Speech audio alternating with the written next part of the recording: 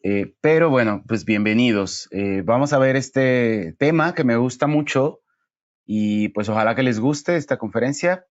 Cualquier duda que tengan, a veces es un tema difícil hablar de técnicas o filosofías, pues porque hay bastantes corrientes de pensamiento, pero bueno, es la que a mí me ha funcionado bastante bien y pues vamos a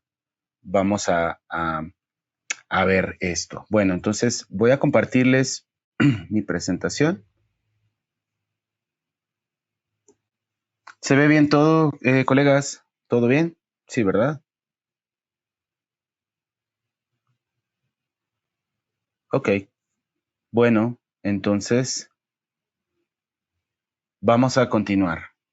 Eh, Comencemos. Entonces, quiero agradecer a la empresa Hayosem por la invitación. Eh, ya teníamos tiempo, repito, tratando de organizar algo y pues ahorita vamos a empezar con esta parte de filosofía Sato Myu. Cualquier duda que tengan, la vamos a resolver al final, pero si es así vital y les está rondando en ese momento, pueden ahí levantar la mano y sin problema la vamos a resolver. Bueno, eh, vamos a presentarnos. Yo, como les decía en la introducción, soy mexicano, profesor, tengo 40 años, tengo a mi esposa Jessie y a mi bebito Ángel. Tengo ahí gustos particulares. Esta es mi familia, son mis mascotas, Maga y Gitanita. Y lo que les hablaban un poco de la formación académica, pues yo les comento, yo conocí la filosofía Sato Myu más o menos en el año 2015 en conferencias, en congresos, y pues me encantaron los casos que presentaban y fui estudiando esta corriente desde el 2005. A pesar de que las filosofías que yo más manejo es filosofía Myu y biofisiológica, son las dos corrientes de pensamiento que yo sigo, pues no todas comparten las mismas herramientas. Myu es una serie de ideas diagnósticas y pues ya la herramienta que ustedes puedan ocupar para replicar ese tipo de movimientos, pues está en sus manos. Pueden utilizar ortoimplantes, pueden utilizar otras cosas.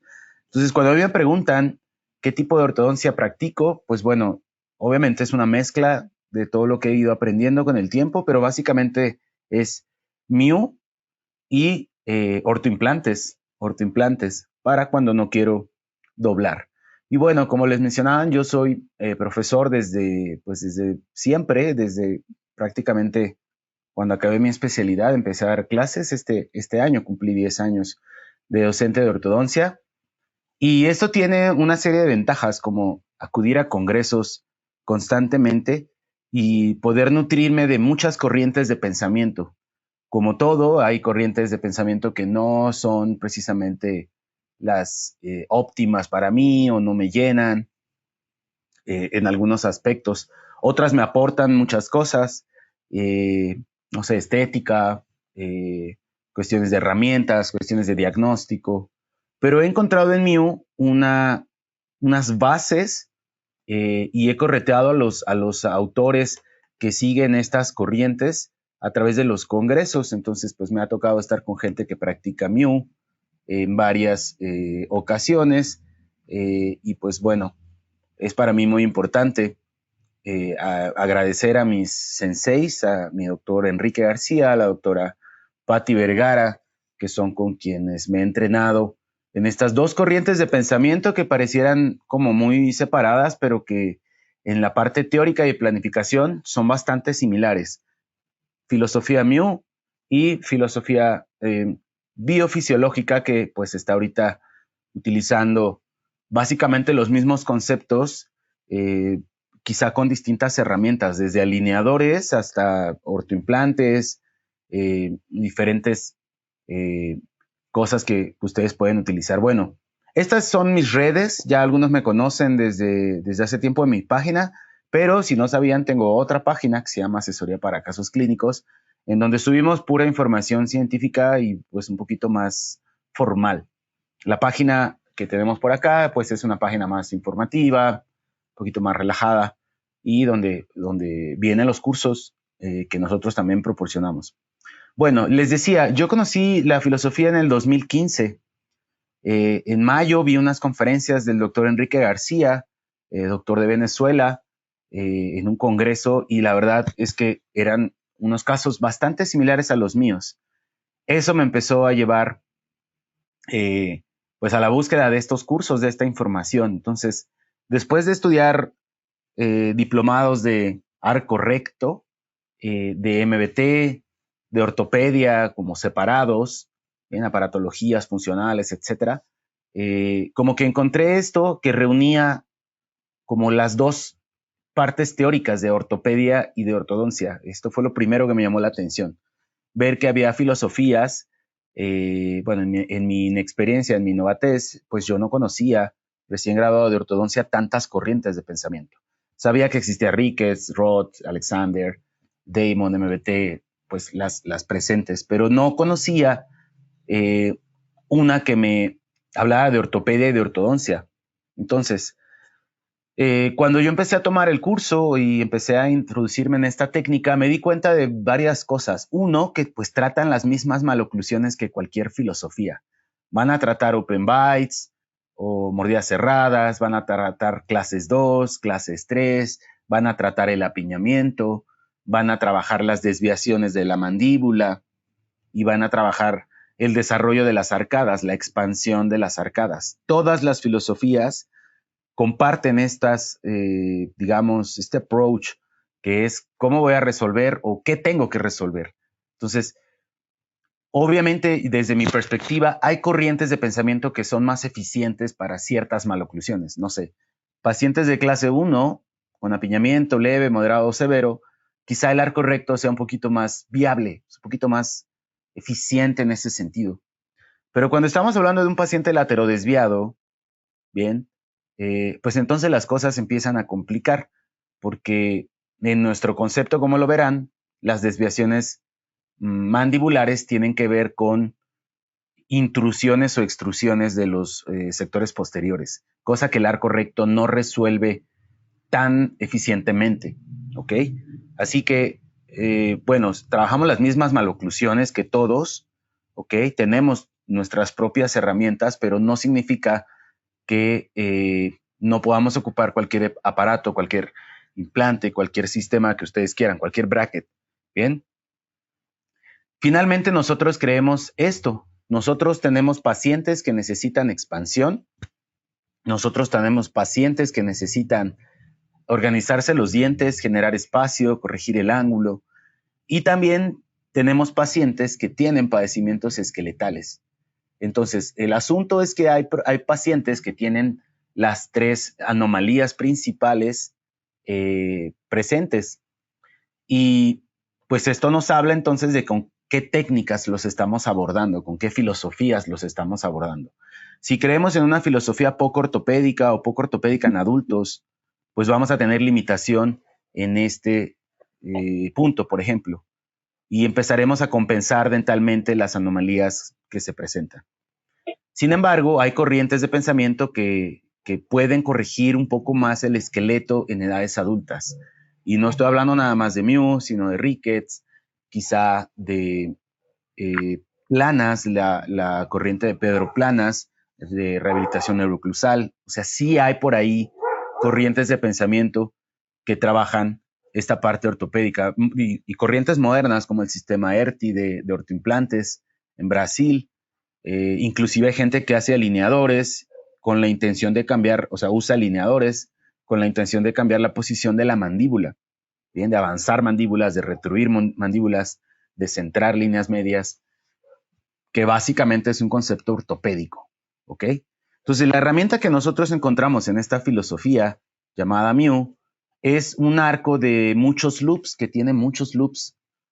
Ahorita ya los diseños han sido un poquito más simples y yo repito, si no quieres hacer la técnica a partir de los dobleces, puedes hacer la técnica con otras herramientas, cementado de brackets, implantes, ciertos aparatos que te permiten controlar al paciente en las tres dimensiones. Entonces, multiloop, edgewise, archwire son el significado de las siglas Mew y pues es una corriente que se ha extendido a lo largo del mundo durante los últimos 30, 40 años, pero sobre todo fuertemente en los últimos 15 probablemente, sobre todo aquí del lado del occidente. En Estados Unidos es una corriente poco vista, en la corriente occidental pues, pero a pesar de que se creó en Boston por el doctor Kim, pero se ha desarrollado mucho más en Asia. Bien, el objetivo de la técnica Mu en los años 60, cuando fue creada a finales de los años 60, fue el tratamiento de las mordidas abiertas por el doctor Kim en Massachusetts. Cuando ustedes buscan información de Mu, de esta filosofía o del autor, digamos que siguió la corriente del doctor Kim, como siempre, pues está la generación madre, por así decirlo, y están pues los alumnos y la gente que sigue investigando el desarrollo de las técnicas. Entonces, la filosofía Mu, pues por Kim, introducida en los 60, 70 y profundizada por el doctor Sadao Sato de Japón. Si ustedes lo buscan en PubMed van a encontrar estas curvas. Significa cuántas veces se ha publicado sobre Mu o sobre Sadao Sato en las revistas científicas del occidente. Entonces vemos que hay una curva ciertamente ascendente y que con el tiempo cada vez más autores están publicando estas filosofías que son pues asiáticas en su principal versión. Básicamente esto surgió en la escuela del Kanagawa Dental College o Dental University, que es una universidad que está en Yokosuka, en Japón, y pues desarrolló estos primeros conocimientos del Dr. Kim, que como decíamos, utilizaba estos arcos multiloops en la época de los 60 de acero para trabajar mordidas abiertas en pacientes clase 1, clase 2 y clase 3. Bien, entonces nos muestra este caso de un paciente de clase 1 esqueletal con una mordida abierta. El doctor Kim es el primer artículo publicado en las revistas occidentales. Un paciente de clase 1 con open bite de por lo menos 6 milímetros resuelta a partir de la intrusión de los molares, que es un movimiento poco utilizado en las técnicas de arco recto.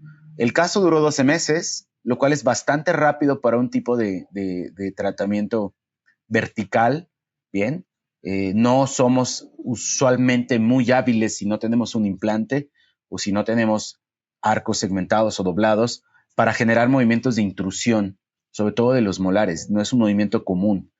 Pero si lo logramos hacer, podemos cerrar una mordida abierta de estos 6, 7 milímetros en 12 sesiones. Bien. Bueno, pacientes sin apiñamiento, evidentemente. Este caso, que era un paciente de clase 3, este es un caso que tiene una tendencia a clase 3, fue cerrada la mordida en un lapso de 9 citas, 9 meses, lo cual también nos habla de una velocidad adaptativa bastante interesante de la filosofía. Finales de los 60, principio de los 70, tengan en cuenta este contexto del autor. Y este caso de clase 2, de mordida abierta, que es un full, bueno, no es un full, es medio un full, es una clase 2 media, así que esta filosofía no nada más cerró la mordida, sino que rotó la mandíbula hacia adelante en 22 meses, ¿ok? El entramado de estos alambres, el diseño de activación que uno le va dando de manera secuencial, nos permite llegar a estos resultados. Entonces, están trabajando pacientes ortopédicamente para resolver problemas dentales y esqueletales muy comunes, como son las mordidas abiertas y muy complejas. Entonces, estos primeros casos del Dr. Kim sentaron precedente para el desarrollo de toda esta filosofía que, como les decía, este es el Dr. Kim, pues terminó desarrollando después no nada más el Dr. Sadao Sato de Yokosuka, Japón, sino también algunos autores de Europa Oriental, como el Dr. Rudolf Slavicsek, rehabilitador de la Universidad de Viena, en Austria. Pues digamos, él también se sumó a esta corriente de pensamiento para trabajar esta filosofía Mu, que más allá de ser ortodóntica, ortopédica, también es rehabilitadora. Esta filosofía es muy socorrida para los rehabilitadores protésicos que necesitan ortodoncia y ortopedia y ortodoncia, probablemente para poder dejar una rehabilitación protésica mucho más estable. Ahora, lo más cercano que tenemos en el occidente a este tipo de pensamiento ortopédico, que es con lo que quiero empezar a llamar su atención, pues es el doctor Ricketts. El doctor Ricketts, como ustedes sabrán, pues ya tenía investigaciones sobre las anomalías de la posición mandibular, sobre todo en pacientes laterodesviados y pacientes clase 2. Él empezó a integrar la ortodoncia y la ortopedia y también coincidía en que el arco recto no era una herramienta que te permitiera hacer cierto tipo de movimientos verticales, intrusiones, extrusiones, no nada más de los dientes anteriores, sino de los segmentos posteriores. Bien, y bueno, dentro de los principios del tratamiento de bioprogresiva está la alteración ortopédica, y con toda la investigación cefalométrica que hizo el doctor Ricketts, pues ya sabemos cómo es la predicción de crecimiento de acuerdo a sus conceptos, y ya sabemos que es una de las filosofías que une las dos corrientes que han estado como históricamente separadas, ortodoncia y ortopedia. Bien, obviamente incluye los problemas de articulación temporomandibular. Así que el autor que más ha desarrollado la información sobre los pacientes de clase 2, de clase 3 y laterodesviados, que es súper común encontrarlos en la consulta. Estamos hablando de esqueletos clases 2, clases 3 y laterodesviados. Me atrevo a decir que es el 50% mínimo de nuestra consulta. Bien. Esos pacientes requieren brackets para organizarse los dientes, también necesitan desarrollarse las arcadas o expandirse, pero además necesitan cambiar la posición de la mandíbula, mejorar la posición de la mandíbula, por lo menos no agravarla. Así que el doctor Sato se dedicó a investigar qué sucede, cuáles son las características de un paciente clase 2 y cuáles son las características oclusales de un paciente clase 3. Básicamente el plano de oclusión. Si nosotros observamos estos tres cráneos, pues más allá de las diferencias de edad que puedan tener y características generales, lo que tienen de diferente es que el paciente de clase 2 tiene una inclinación de nuestro plano oclusal diferente al del paciente clase 3. En la mayoría de las filosofías, el plano oclusal pasa con poco peso específico en nuestros tratamientos. Bien, lo trazamos, lo revisamos un poco, pero los valores que nos interesan es los ángulos dentales, las clases dentales, quizá el patrón de crecimiento, algunas otras cosas, la posición condilar, si gustan, pero no es que utilicemos el plano de oclusión de manera común. Bueno, esta filosofía tiene como centro el control vertical, no nada más de los dientes anteriores, sino también de los dientes posteriores, para poder trabajar estas maloclusiones, además de las mordidas abiertas. Bien, el apiñamiento se va a tratar igual como con otras filosofías, salvo que nosotros tratamos de retirar muy pocos premolares. No somos muy fanáticos de retirar premolares, sobre todo con los ortoimplantes ahora y con los conceptos de la filosofía Sato-Mew. Obviamente, al trabajar pacientes de clase 2 y clase 3, pues tenemos de alguna manera poca cirugía ortognática. Nuestros pacientes, miren, el paciente que es de ortognática, pero podemos mejorar esos pacientes para que la cirugía fuese un poco más sencilla y podemos compensar muy bien pequeñas clases 2, pequeñas clases 3, bueno, pequeñas entre comillas, ya lo verán, y pacientes con laterodesviaciones severas, que muchas veces van corriendo a cirugía ortognática. Bueno, les comento esto que yo estoy muy emocionado hasta que vi los costos un poco del congre. El doctor Sato viene el próximo año a México, por si alguien quiere acompañarme. Voy a hacer mi guardadito para ir con el doctor Sadao Sato a el curso y al congreso. Entonces va a venir. Y consideren que la filosofía de Sato no nada más se desarrolla en Asia, sino les decía, En Viena, en Austria, que es uno de los lugares en donde la rehabilitación odontológica está más avanzada, se encuentra el doctor Slavicek, que ha creado una escuela de oclusión, una escuela en realidad interdisciplinaria, con un enfoque en la medicina de oclusión, que ha adoptado los principios de la filosofía Miu para mejorar a los pacientes protésicos previo a la instalación de la rehabilitación que se seleccione. La gente de rehabilitación pues conoce bastante al doctor Slavicek y algo importante de él es que no nada más es rehabilitador, sino que es investigador y ha desarrollado articuladores, sistemas para diagnosticar la articulación. Entonces, la pregunta que siempre pasa en mí es qué pasa con los cóndilos y todo esto. Bueno, el grupo de Viena le da sustento a toda, o sea, le da la investigación a la corriente de Miu. Bien, claro que también en Japón lo saben, pero bueno, en Viena se han especializado un poco más. Ahorita les voy a contar cómo está este asunto de Viena. Bueno, entonces hay diferencias para nosotros con la ortodoncia tradicional, pues es muy biológica, no hablamos tanto de biomecánica, sino de adaptación del individuo. Sí nos centramos mucho en la articulación y, por ejemplo, nosotros creemos que el bruxismo es algo normal. El paciente no debería de considerar el bruxismo como algo normal, porque no lo podemos quitar, es algo ambiental, conductual, cultural inclusive. Entonces, nosotros consideramos que la oclusión óptima puede hacer que el bruxismo no sea nocivo. Y es necesario el bruxismo para liberar pues estrés, básicamente, al momento de que pasan pues el día. ¿Ok? Si nosotros no pudiéramos bruxar, todo ese estrés pues nos afectaría general en el sistema. Vean que, no sé, en Asia el concepto de la medicina es mucho más integral. ¿Ok? Así que nosotros consideramos el bruxismo. Dejamos la oclusión lista y también como para que el paciente pueda bruxar sin problemas. Bien, el tiempo de tratamiento, bueno, es relativo. Algo que me interesa de esta primera diapositiva es que, bueno, movemos a los dientes en las 3 dimensiones. Distalamos, mesializamos, bueno, casi no mesializamos porque no hacemos extracciones, pero bueno, se distala, se expande, pero también se intruye y se extruye. ¿Ok?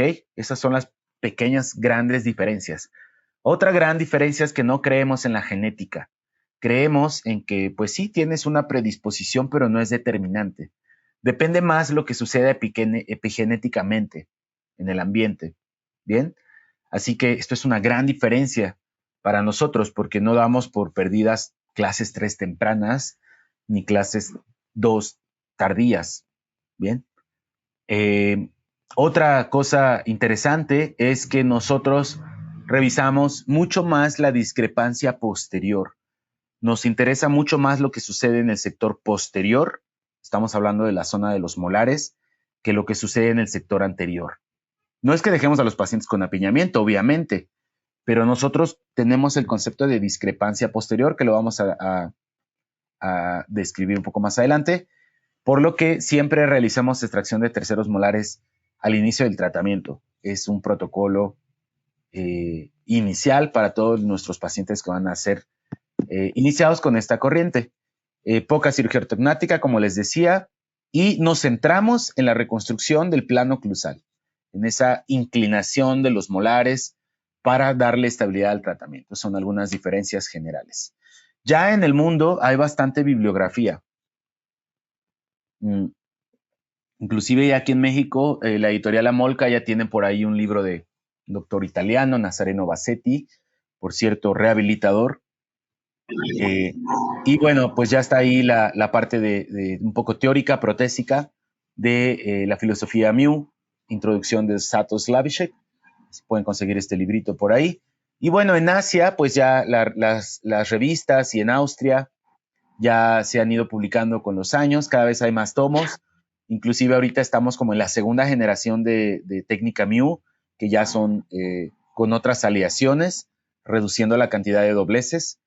Y todo esto se da en un contexto en donde en Asia es donde más se publica información sobre movimientos dentales o técnicas de movimiento dental. Pueden chequear esta página que se llama Expert Escape, que como que es el ranking de los rankings y les dice quiénes son los expertos. No sorprende que esté el doctor Nanda, ahorita lo acaban de reconocer en el congreso, hay en un congreso muy, muy famoso este año, no sé si fue en Los Ángeles, pero bueno, lo que llama la atención es que muchas de las universidades que están o de las ciudades que están llevando estas investigaciones, quienes son expertos en el mundo, en la ortodoncia básicamente, pues es la corriente asiática, está de supermoda, la corriente asiática eh, para la ortodoncia en estos tiempos. Entonces, el profesor Sato, pues ha tenido diferentes generaciones de alumnos, de profesores, muchos latinoamericanos, mucha gente de Colombia, hay gente de Guatemala, hay gente de Brasil, hay gente de Chile, hay gente de Paraguay y obviamente gente de Europa, que son los que han estado absorbiendo esos principios y los han estado aplicando en sus pacientes. El mapa de las escuelas oficiales de los cursos Viena o Biesid están en este mapita. Guatemala tiene ahí con el doctor Obando un programa de capacitación por si quieren profundizar en la técnica ya bastante avanzada. Y bueno, Brasil, Paraguay y algunos otros lugares, sobre todo en Europa oriental y en Asia. Portugal también tiene una buena corriente. Entonces, es una corriente que está en el mundo. Mew se está ocupando a nivel mundial porque los resultados son bastante buenos. También, como les decíamos al inicio, vamos a expandir, vamos a organizar los dientes y vamos a cambiar la posición de la mandíbula, como cualquier técnica ortodóntica ortopédica. Bien, o sea, tenemos que ocupar las herramientas necesarias para resolver esto. Como ustedes quieran diagnosticar la necesidad de expansión, nosotros usamos el borde Walla, pero pueden usar el Corehouse o la posterior anterior, los criterios transversales que ustedes quieran. Obviamente no nos gusta el apiñamiento ni los ángulos dentales de proinclinación, ni nos gusta el canteamiento de los dientes, ni supernumerarios. Así que tenemos que organizar los dientes como todas las técnicas de ortodoncia. Y quizá el santo grial de esta filosofía, pues es el posicionamiento de la mandíbula. Así que en nuestra filosofía, la filosofía, digamos, formal, solo tiene 4 herramientas. El arco Mew o multiloop básico, un arco para distalamiento, que funciona como una sección de clase 2 de bioprogresiva, o se llama de fuerzas paralelas, el aparato para distalar. Digamos que es como una especie de arco utilitario largo, ¿bien? Y nos puede servir mediante el uso de elásticas para distalar. Así que pues esto nos ayuda a liberar el apiñamiento y a verticalizar estos sectores que en nuestra opinión son mesializados por la presencia del tercer molar. ¿Ok? También utilizamos arcos de expansión, un arco Mulligan, que es el arco básico que nosotros utilizamos para expandir cualquier paciente, y pues arcos para cambiar el plano oclusal, intruyendo anteriores y extruyendo molares. Con estas 4 herramientas y Open Coil, cosas sencillas, en teoría resolvemos todas las maloclusiones, pero bueno, si tengo que distalar y tengo que escoger entre esto y un implante, pues quizá la primera parte del tratamiento la puedan realizar con el implante. Bien, tenemos formas de arco también y plantillas para en la filosofía irnos guiando hacia la activación de cada uno de estos sistemas. Y pues en la técnica original, la técnica de los años 60, 70, como fue antes de Andrews, no teníamos la prescripción de las llaves de la oclusión y todo esto, pues eran brackets de 0 grados. Pero en la actualidad ustedes pueden ocupar cualquier arco que ustedes, cualquier bracket que ustedes quieran. Finalmente tenemos que mover los órganos dentarios hacia vestibular, verticalizar o generar torque, primero, segundo o tercer orden. Bien, ya este tipo de activaciones las hacemos en el arco y otras nos las da la prescripción que le pongamos a los dientes. Les decía que ya en la actualidad, pues ya la anatomía del arco básico ya ha sido un poquito más sencilla, ya es más fácil de hacer la mecánica Mew con aleaciones nuevas. Nosotros generalmente ocupamos el Giloy 16x22, pero ahora estamos ocupando Go Metal, que es una aleación bastante más noble, aunque difícil todavía de conseguir por acá en México. Y este es un caso, bueno, esta es una foto referencial de la diferencia entre la primera corriente de Mew y la corriente que se está generando. Este es un caso del doctor Enrique García, por favor síganlo, de Venezuela, que es mi sensei, y que permite simplificar el diseño de loops, bien, para poder resolver estos casos de OpenByte, o de clase 2 o de clase 3. Entonces, vámonos a los 4 conceptos que tiene esta técnica. Miren, cada quien entiende Mew un poco a su manera. Siempre tengo que decirles que hay corrientes de pensamiento muy formales. La escuela de Viena y la escuela de Japón son corrientes, las corrientes de donde nace todo. Entonces, si uno estudia directamente con ellos, la cosa es muy, muy, muy formal. O sea, tienes que usar brackets de 0 grados, tienes que utilizar exactamente la aleación que ellos están diciendo. De hecho, probablemente no puedas usar ni Go-Metal, que es esta aleación para simplificar la corriente digamos, biomecánica, para no doblar tanto. Si ustedes estudian así directo en Viena o en las escuelas de Viena o en las escuelas de Sato en Japón, probablemente la tendencia sea hacerlo como dice Sato y como dice Slavicek en el libro. Obviamente el equipo cercano, el primer equipo que trabaja también con ellos, Shirazu, el doctor Roberto Velázquez, el doctor Juan Arango, la doctora Londoño, el doctor de Miguel Asís de Portugal, están haciendo modificaciones quizá menos formales a la técnica, pero respetando principios. Yo he tomado cursos con mucha gente que da Mew, que ha estudiado en ambas escuelas, tanto en la de Viena como en la de Japón, y me he dado cuenta que tienen estas 4 cosas en común. Por eso es que yo les brindo estos 4 conceptos de la filosofía. El primero es la discrepancia posterior. Vamos a ver esto. La discrepancia posterior es un concepto que se introdujo en los 80s por el doctor Sato. Él dice que la presencia de terceros molares genera extrusión y genera mesialización.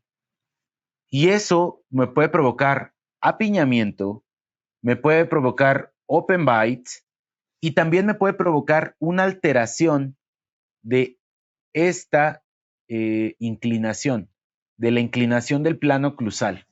Y como lo vamos a ver más adelante, esto está relacionado íntimamente con las clases 2 y con las clases 3.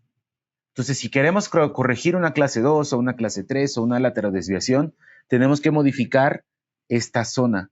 Tenemos que modificar la inclinación de esta zona posterior. Por eso es tan importante empezar con las extracciones de terceros molares. ¿Bien?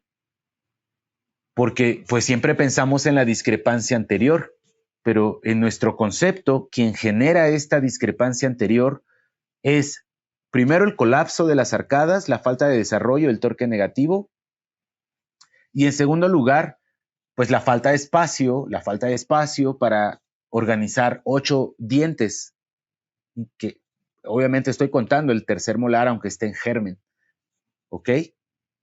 Así que piensen en esta imagen. Nosotros tenemos discrepancia posterior y discrepancia anterior. Y ambos sectores tienen que estar resueltos en los casos de ortodoncia. O sea, no nada más tienes que dejar aquí adelante bien organizado, sino también en la parte de atrás.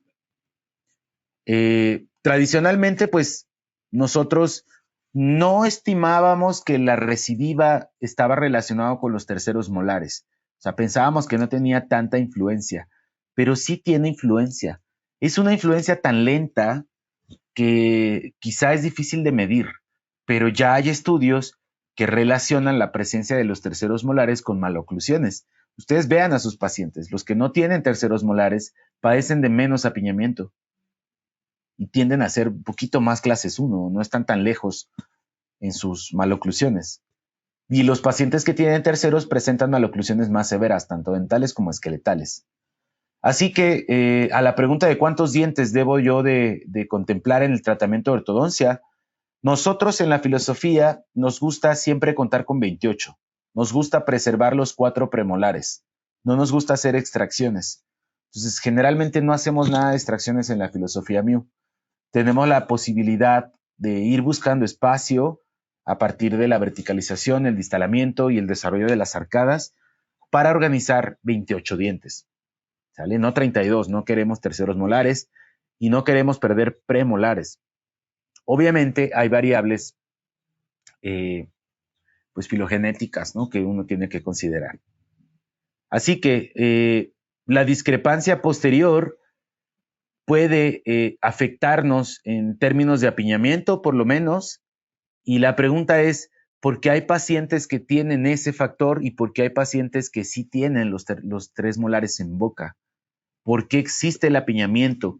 Desde el punto de vista de la filosofía Mu, el apiñamiento se da, miren, ustedes tienen esto, los terceros molares, cuando no tienen espacio, no se apiñan, no presentan apiñamiento. Pueden presentar impactación, eso sí, o sea, se pueden quedar impactados, pueden estar ahí lastimando al segundo molar, pero si no, la manera en que expresan su apiñamiento, su falta de espacio, es con la anatomía radicular. Bien, la anatomía radicular de los terceros molares no es por genética, o sea, no es que el tercer molar tenga estas raíces de origen. El tercer molar tiene estas raíces porque no tiene espacio. Así que alguna vez me encontré este artículo periodístico en la revista del País que hablaba de la muela del juicio, así tal cual, con esas palabras. Y entonces, bueno, lo leí y me di cuenta que estaban citando un artículo de la revista Nature, que es una de las revistas científicas pues, más importantes del mundo. Y entonces ellos estaban tratando de entender por qué algunos pacientes modernos, por qué algunos seres humanos nacían sin tercer molar. Bien, entonces estaban como que hay pacientes que nacen con tercer molar y hay pacientes que nacen sin tercer molar. Y hay un grupo de pacientes que nace con terceros molares chiquititos, bien, que están como muy pequeños. Entonces la revista Nature trató de encontrar en esta investigación del 2016 pues una explicación bioquímica. Ellos hablaban de que la función masticatoria, los cambios alimenticios que hemos obtenido en los últimos miles o millones de años como evolución adaptativa, pues han hecho que se cree como un mecanismo inhibidor del tercer molar. O sea, ellos piensan que hay un mecanismo inhibidor que hace una señal bioquímica que hace que los terceros molares de plano no se generen ya. Yo creo que tienen razón. Estamos en medio de una evolución adaptativa. Desde los neandertales hasta esta época, estamos en una evolución adaptativa. Y ojo con lo que voy a decir, ha cambiado mucho el ser humano primigenio, si nos consideramos darwinistas. Ha cambiado mucho el esqueleto, ha cambiado mucho la piel, pero ¿qué creen? Los dientes, los órganos dentarios no han cambiado tanto. Este es un molar inferior de hace me parece que eran 2 millones de años, porque estos ejemplares se llama cima de los huesos, que es un espacio antropológico ahí de excavación que está por Siria, donde encuentran cráneos pues antiquísimos, y han descubierto que el tercer molar no ha cambiado tanto el tamaño, que el segundo molar no ha cambiado tanto su forma. Lo que ha cambiado más es el tamaño de los huesos, la forma adaptativa del cráneo. Bien, nuestra referencia evolutiva más cercana es Lucy. Lucy era esta eslabón perdido que pues fue el primer homínido en caminar erguido, por eso se le llama el eslabón perdido, este es su esqueleto, y se cree que a partir de ahí hubo una serie de cambios posturales, gravitacionales, adaptativos, que pues todavía no terminamos como especie de adaptarnos, estamos en vías de extinguir el tercer molar. Bien, estamos en vías de extinguir el tercer molar. Sin embargo, los dientes que están en boca mantienen la misma anatomía que los dientes modernos. Bien, la anatomía de los dientes no ha cambiado nada en millones de años, más sí el cráneo. que básicamente se ha hecho más grande y nuestros procesos frontales, maxilares frontales o anteriores, pues se han reducido. Por eso los esqueletos o los cráneos que ustedes encuentran en los museos, pues siempre presentan tercer molar. Y esto se debe a una adaptación biológico-adaptativa como le sucede a las especies animales, como las jirafitas. Pues nosotros también tenemos una adaptación evolutiva en la cual estamos inmersos todavía, ¿bien?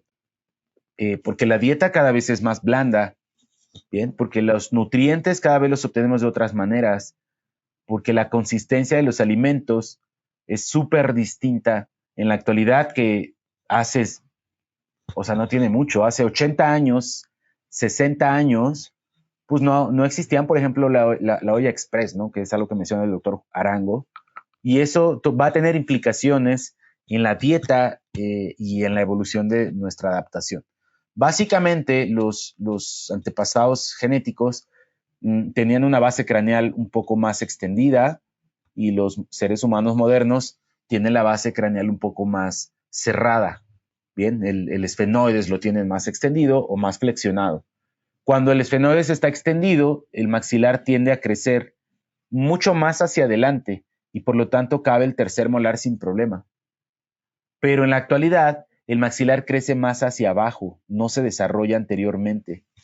Entonces, no tenemos el espacio evolutivo, doctores, para el tercer molar. No tenemos el espacio evolutivo.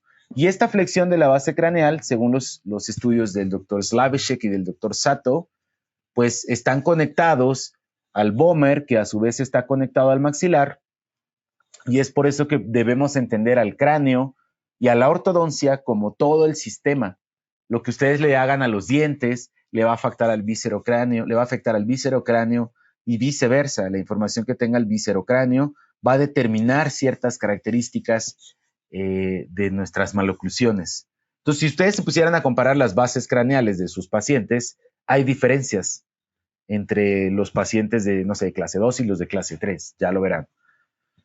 Así que la razón por la cual no cabe un tercer molar en la boca de los pacientes es o porque hay colapso o porque esta base craneal está muy flexionada y vamos a encontrar esta discrepancia para el espacio del segundo molar, del tercer molar, a veces de los dos.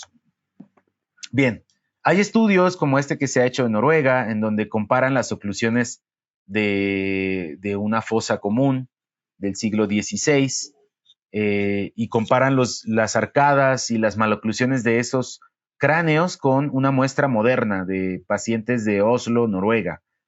Y pues la mayoría de los pacientes en la actualidad, casi el 70%, necesitaba tratamiento de ortodoncia.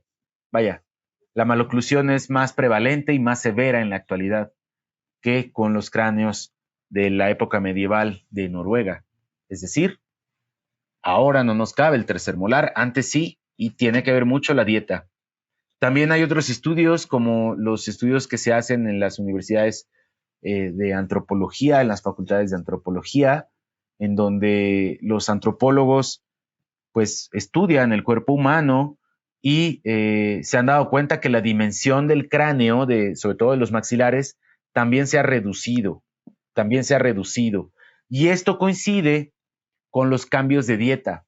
Este estudio en particular dice, claro, cuando nos volvimos agricultores, cambió la dieta y esto empezó a afectar el espacio para acomodar los órganos dentarios. Ya sabemos que también tenemos un montón de agenesias en la actualidad, así que bueno, las agenesias pues es un ejemplo de esto que estamos diciendo. La discrepancia posterior se está autorregulando a partir de las agenesias y a partir de la frecuencia de extracciones.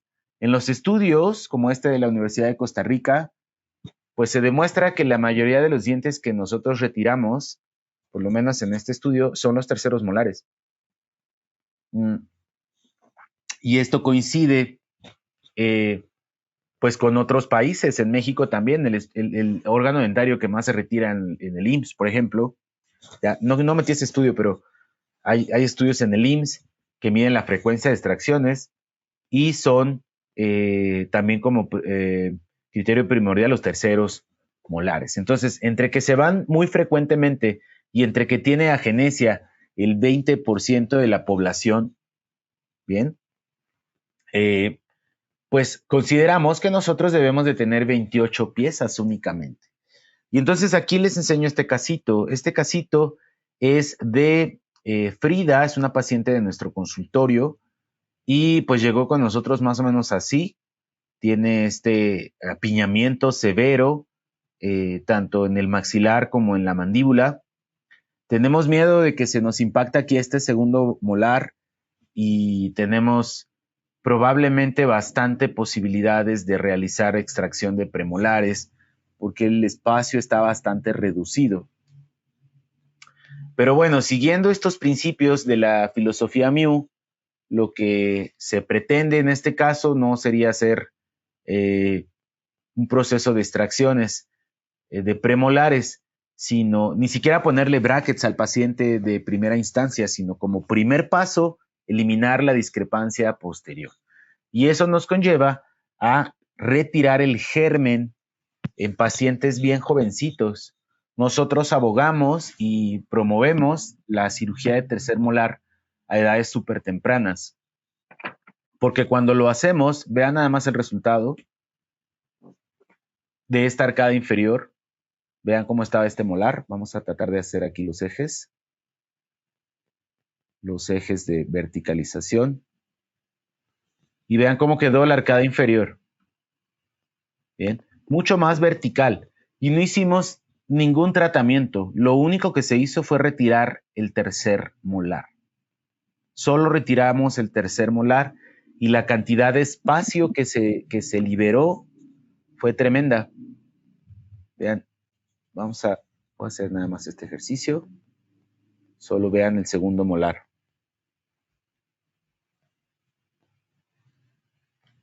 Entonces no hicimos absolutamente nada, solo retirar el tercer molar.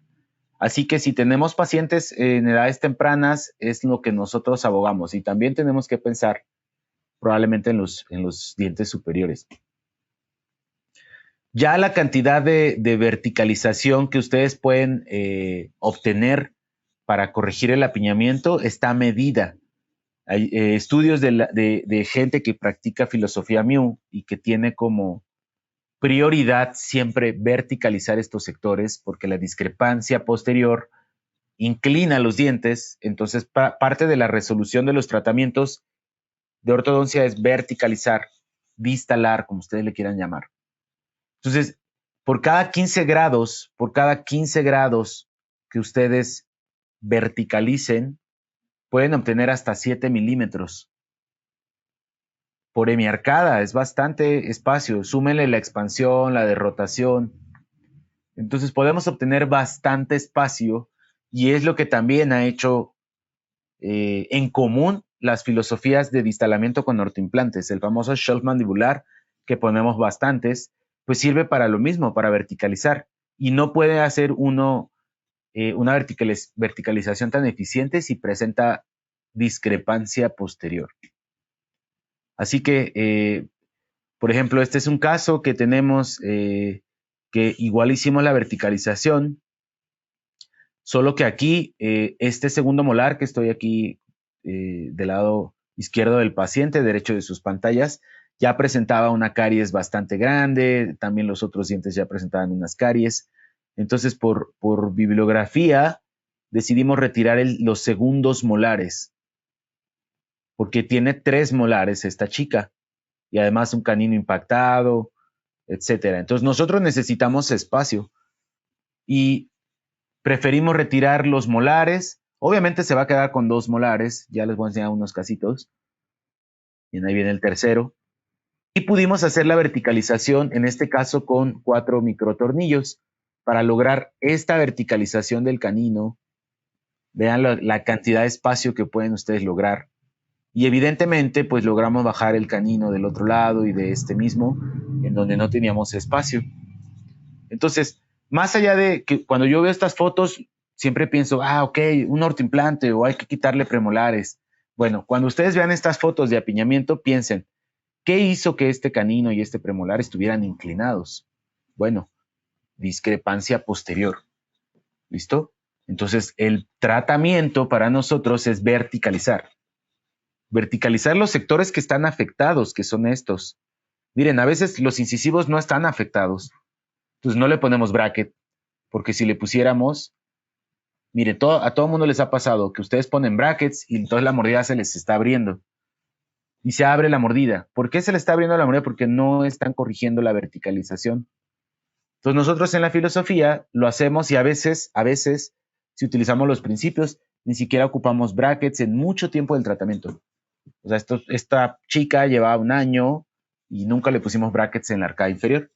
No los necesitábamos. Se estaba generando el espacio. Así que diferentes autores, como el doctor Ricardo Bosch, recomienda la eliminación de terceros molares entre los 8 y los 10 años. O sea, súper temprano. ¿Bien? ¿Por qué? Porque elimina la discrepancia posterior. ¿Bien? Y nos puede generar recidivas, etcétera. Entonces, chequen este artículo, que es uno de mis artículos favoritos. Digo, yo nunca he visto al doctor Bosch en vivo, no sé si está en México por acá. Creo que sí. El día que lo vea, le voy a llevar este artículo que me lo de un autógrafo. ¿Bien? Porque no he encontrado libros, pero tiene muchos artículos y tiene casos espectaculares. Y obviamente practica la filosofía Miu desde Chile. Bien. Entonces, primer concepto, los terceros molares mesializan, extruyen y nos quitan espacio, nos generan apiñamiento, extrusión, mordidas abiertas. Y el segundo concepto está ligado de manera directa con la discrepancia posterior. El segundo concepto de la filosofía Miu, desde mi perspectiva, es uno de los más importantes, que es el desarrollo del plano oclusal. Esta rayita que les decíamos que muchas veces nada más trazamos y no modificamos. O peor aún, hacemos los tratamientos y los terceros molares están ahí durante el tratamiento y al final del tratamiento, cosa que eso es incorrecto. Ustedes no deberían determinar el caso con los terceros molares en boca. Digo, va a haber casos en donde, bueno, pues ya, no les quede de otra, pero si lo pueden evitar, evítenlo. Entonces vamos a hablar del plano de oclusión. Bueno, hay muchos estudios, como este estudio de la relación que tiene la dimensión vertical o la altura vertical y el patrón esqueletal que se hizo en, ¿dónde está la fichita? En 2013, por autores obviamente asiáticos. Ellos encontraron una relación entre las clases 2, las clases 3 y el plano de oclusión. Bien, así que ellos determinaron bajo estos estudios que la clase 2 o la clase 3 tiene que ver con una sobreextrusión de los dientes posteriores y que las mordidas abiertas, realmente el porcentaje de hábitos que generan mordidas abiertas es bien chiquitito, o sea, sé que hay una corriente ortopédica funcionalista que, bueno, tiene tesis y tiene así muchísima información sobre los hábitos que pueden generar mordidas abiertas y otro tipo de anomalías. Claro, sí existe ese tipo de pacientes, pero en nuestro concepto, lo que genera las mordidas abiertas es la discrepancia posterior. El porcentaje de mordidas abiertas por hábito sí existe, pero es menor cuando empezamos a revisar estas variables. Bien, así que ellos encontraron esta relación. Y el doctor Sato publicó un artículo que también es de mis favoritos, junto con la doctora Midori Tanaka, que tiene unos casos muy, muy buenos también, y es investigadora. Por cierto, es colombiana, pero bueno, fue probablemente de las primeras que estuvo en Yokosuka estudiando esta filosofía. Y ella, junto con el doctor Sato, en la primera publicación o de las primeras publicaciones que se hicieron en el American Journal de Ortodoncia y Ortopedia Dentofacial, encontró esta relación entre los pacientes de clase 2 y clase 3. Ya lo pudo medir. 406 pacientes, bien, que no habían sido tratados y otros que habían sido tratados con diferentes más bien, eran 102 pacientes, 406 radiografías de 102 pacientes. Ups, por ahí tengo un micrófono, no sé si me ayudan.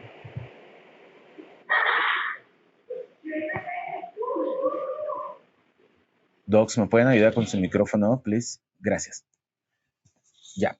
Entonces, lo que hacía era sacarles 3 radiografías, 4 radiografías para ir dándoles el seguimiento, o sea, la original y las de control.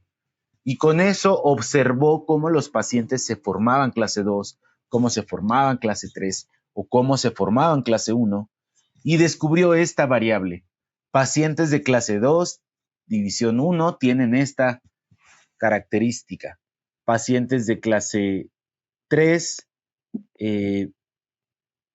tienen esta característica del plano oclusal. Digamos, unos son divergentes a Frankfurt y otros son más paralelos a Frankfurt. Y el paciente de clase 1, pues es un paciente que está en medio de los dos.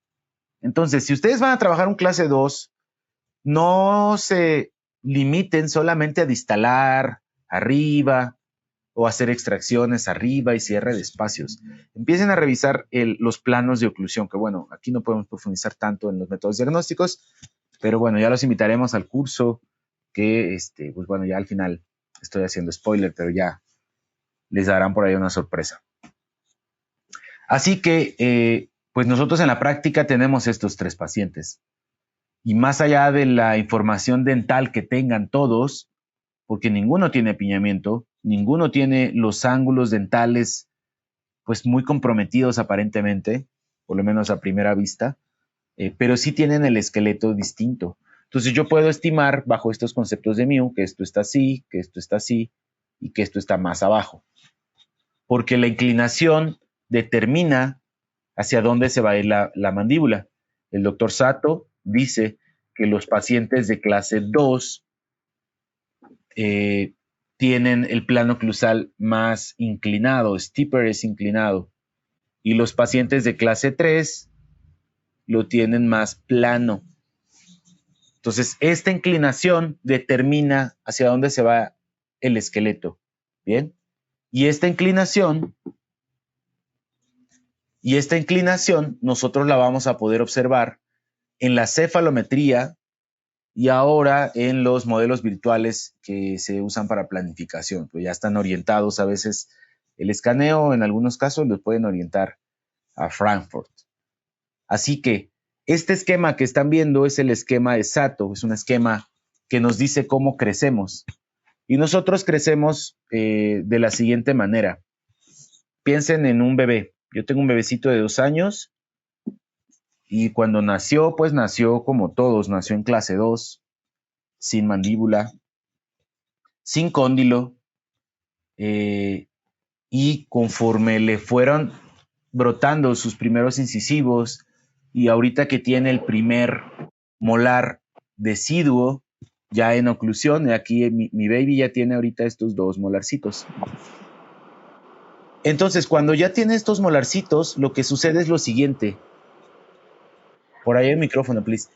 El plano oclusal posterior como que desciende, se pone un poquito más aplanado y de esa manera empieza a crecer el cóndilo. El cóndilo se empieza a estirar. ¿Y por qué se estira? Porque existe un aumento de la dimensión vertical posterior, primordialmente de los dientes de arriba. Los dientes de arriba erupcionan y hacen que la mandíbula rote hacia adelante. ¿Ok? Este proceso se da de manera muy fácil en los pacientes pequeñitos. O sea, es difícil encontrarte un clase 3 chiquitito. ¿Bien? Hasta los 3 años todos son bastante estables, los pacientes son bastante estables, a menos que haya desarrollado un hábito, que haya perdido dientes por caries. Hay pacientes que a esas edades ya presentan caries y que entonces a través de una parafunción, pues la mandíbula busca una posición de acomodo. O sea, imagínense ustedes, si un niño no desgasta el canino de un lado, pero sí del otro, pues lo más probable es que desarrolle una laterodesviación temprana. ¿Ok? Si un niño le duele el diente del lado derecho y nunca lo llevan al dentista, pues no va a querer morder por ese lado. Entonces va a empezar funcionalmente a cambiar su posición o si respira mal, etc. Así que este proceso del cambio del plano oclusal se repite cuando sale el segundo molar deciduo, se repite cuando sale el primer molar, se repite cuando sale el segundo molar y se repite, pues en teoría, hasta el final de nuestra vida. Así que al final de nuestro crecimiento, nosotros tenemos ya un cóndilo desarrollado en comparación de lo que tiene un pequeñito. También algo distinto es que en un adulto, en un adulto normal, el cóndilo tiene cierta verticalización y en un pequeño tiene una inclinación más posterior. Bien, esto tiene implicaciones oclusales que, bueno, son un poco más avanzadas, pero el ángulo de caída de la articulación, si ustedes ven así el cóndilo, pues pueden trazar en esta eminencia articular. Este ángulo es muy importante para la estabilidad de los incisivos. O sea, depende de lo que pase acá arriba, es como va a estar el ángulo de los incisivos. Así que si ustedes van a cambiar los incisivos porque están proinclinados o retroinclinados, pero no cambian la posición esqueletal del paciente, no va a ser estable. Esto es una información de oclusión que tiene que ver con esta filosofía del mío. Entonces, básicamente crecemos así, crecemos en curva, de manera muy fractal, de manera muy Fibonacci, si me permiten el término. Y eso explica entonces por qué los pacientes que tienen prognatismo mandibular, pues tienen prognatismo mandibular. Tienen prognatismo mandibular porque el plano de oclusión descendió, pero descendió demasiado. O sea, el plano de oclusión debe descender. Ya hay estudios que lo miden, pero bueno, debe descender a cierto ritmo. Si desciende demasiado rápido, entonces la mandíbula se va hacia enfrente. Caso contrario, si el plano de oclusión nunca descendió, si se queda inclinado, como en este paciente, pues vamos a tener mandíbulas retrógnatas. Obviamente el paciente que no tiene esta influencia del plano oclusal, pues va a ser un paciente ortognático, un paciente de clase 1. Y esto se logra generalmente cuando el paciente no tiene colapsos, o sea que creció bien transversalmente, y cuando el paciente no tiene terceros molares. Por eso es importante retirarlos. Así que si su plano de oclusión se ve afectado, el plano de oclusión pues es todo. No es nada más la parte posterior, sino también es la parte anterior. Entonces ahora, cuando nosotros vemos estas radiografías, pues solo estamos viendo el lado derecho. Pero a veces el lado derecho no es igual al del lado izquierdo. Los dientes no erupcionaron al mismo tiempo. El paciente tiene más función de un lado. O el paciente perdió sustancia dental por X razón. Entonces los planos de oclusión a veces empiezan a hacerse asimétricos. ¿Ok? Así que yo siempre pienso, ¿esto cómo lo soluciono con Alcorrecto? Muchos me dicen, pues mande ligas. Pues sí, pero, o sea, puede extruir aquí, pero también se va a extruir acá y a lo mejor yo no quiero que se extruya abajo. Bueno, póngale un implante aquí y mande ligas. Ok, pero si yo no quiero extruir, si yo lo que quiero más bien es intruir este sector, bueno, pueden usar implantes. Por eso siempre pienso en implantes. Si no son implantes, pues es MIU, desde mi perspectiva. Bien, no es que tenga yo tantas herramientas para controlar verticalmente al paciente. Hay pocas. Chequen ustedes su lista de aparatos y revisen qué aparatos ustedes pueden utilizar para hacer estos movimientos. Entonces, en este estudio de Bhatia, que es bastante padre, encuentro este dato que me parece fundamental. 1, el plano de oclusión y el plano AB. Pues piensen en el plano A y B y piensen en el plano de oclusión. Bueno, lo que dice este estudio es que tiene una relación de 90 grados. Si ustedes trazan su plano de oclusión posterior y trazan el plano dentario, el plano AB de Ricketts, ustedes van a encontrar un ángulo de 90 grados desde que el paciente tiene 4 años hasta que el paciente tiene 20 años. Esto significa que a medida que el plano oclusal, o sea que aquí siempre esto va a tener 90 grados. Esto significa que a medida que el paciente desciende su plano oclusal y la mandíbula rota, pues siempre se va a mantener aquí un ángulo de 90 grados. Miren, si tengo un clase 2 va a estar así, inclinado y con el punto B atrás. Y si tengo un clase 3, voy a estar así, plano o descendido y con el punto B adelante. ¿Listo? Y esto se ve afectado por los terceros molares, por el apiñamiento posterior. Entonces, el plano oclusal, por ejemplo, respecto a Frankfurt, cuando uno es bebé, cuando uno es pequeñito, tiene una inclinación, es divergente, por así decirlo, es así. Cuando tiene 4 años, 5 años, y conforme va pasando el tiempo y va pasando los años, de los 20 hacia arriba, el plano oclusal se vuelve más paralelo, lo voy a hacer en verde. Es decir, desciende más la parte posterior. Esto ya está estudiado. Así crece un ser humano normal. Entonces nosotros tomamos esta información y la adaptamos a los tratamientos de ortodoncia. Así que podemos entender que cuando un paciente tiene mandíbulas que deberían de estar en 80, tiene mandíbulas que están en 82 o en 87, el plano de Frankfurt y el plano, mientras más clase 3, el plano de Frankfurt y el plano de oclusión son más paralelos, teniendo una divergencia de 10 grados. Yo no puedo mover mi plano de Frankfurt, pero sí puedo mover mi plano oclusal. Bien, es algo que tenemos que hacer. Entonces, ¿cómo cambio esa inclinación? Pues yo tengo que pensar en construir este paciente y este al revés. Me toca intruir arriba, me toca extruir abajo para cambiar la inclinación del plano. Esto hacemos además de la expansión y además de todo lo demás. ¿Sale? Así que mandíbulas cortas que deberían estar en 82 y que tengo mandíbulas en 68, 70, o sea, súper retruidas las mandíbulas, van a encontrar entonces una gran divergencia entre el plano de oclusión y Frankfurt. Esa es la diferencia vertical que nosotros podemos aportar a sus tratamientos. Así que cuando a ustedes les pregunten, es más, es una pregunta abierta ahí para que despierten si alguien quiere ahí en el chat. Si ustedes tienen una mordida en colapso, vaya, un colapso del maxilar, piensen en un maxilar que está colapsado, su maxilar está chiquito. ¿Qué le va a pasar a la mandíbula? ¿Para dónde se va a ir? ¿Para clase 2? ¿O se va a ir para clase 3? ¿O se va a quedar en clase 1 cuando uno tiene colapso del maxilar? Esa es la pregunta.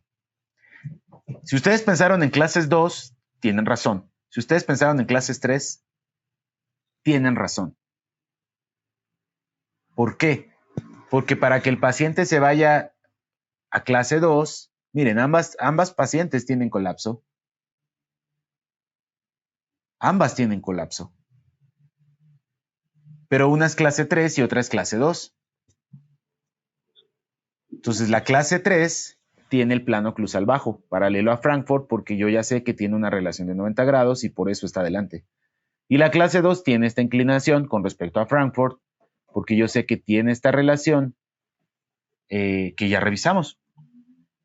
Entonces, este paciente es descender esto y este paciente es subir esto.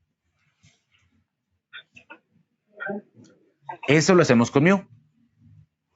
Y lo pueden hacer hasta con un arco extraoral o con algunas herramientas. A veces sus barras transpalatinas a veces no están haciendo lo que ustedes quieren o están haciendo algo contraproducente al paciente. A mí no me gusta poner barras transpalatinas o intruir arriba, pues. La barra transpalatina, aunque es anclaje, pues tiende a intruir los dientes.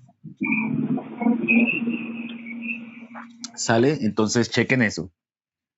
Y también me gusta la filosofía porque me explica esto. La filosofía me explica esta maloclusión, que es la laterodesviación. ¿Cómo tratan estos pacientes? pues o sea, tienen esta compensación.